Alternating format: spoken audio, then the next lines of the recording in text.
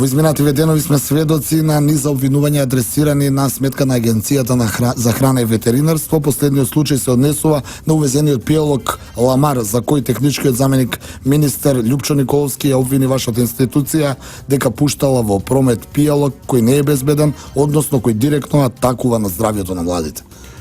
Во последниот период и веќе очигледно е дека атакот кон Агенцијата за храна и ветеринарство е насочен од политички аспект, бидејќи досега сите оние наводни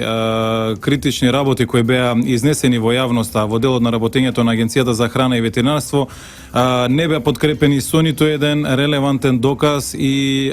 сигурно ние како агенција кои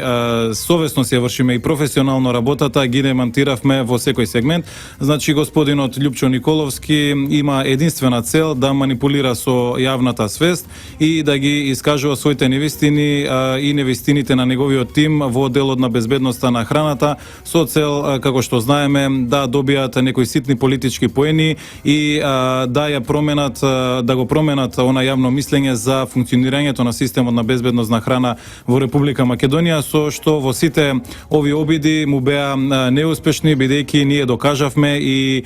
сме сигурни во нашето работење, во нашата професионалност, дека системот, дека агенцијата е професионална и дека системот за безбедност на храна и ветеринарство функционира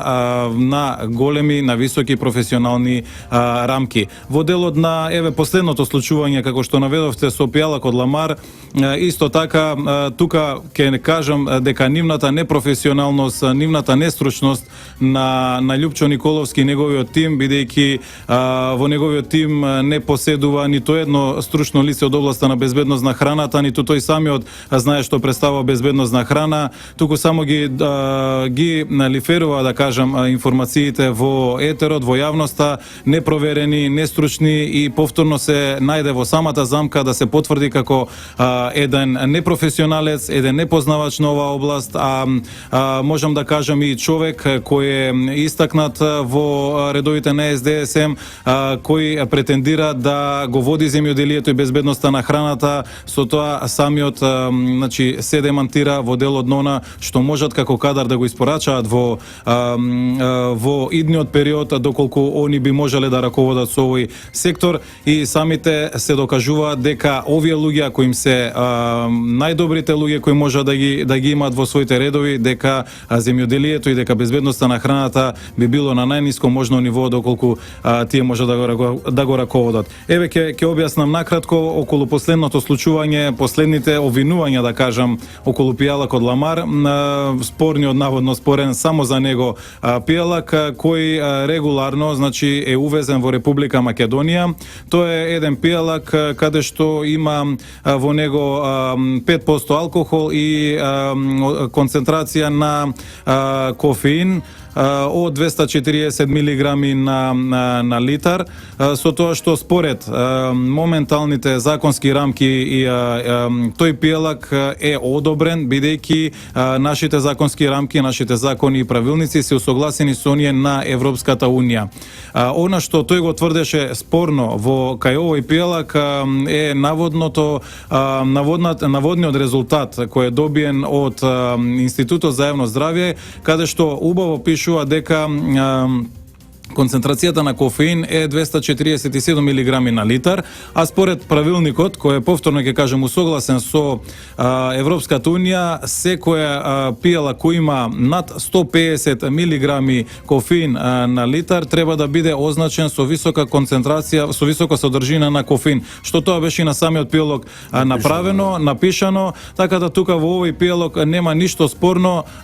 туку само да кажам дека неговата нестручност и неможност да ги протолкува ниту напишаните правилници кои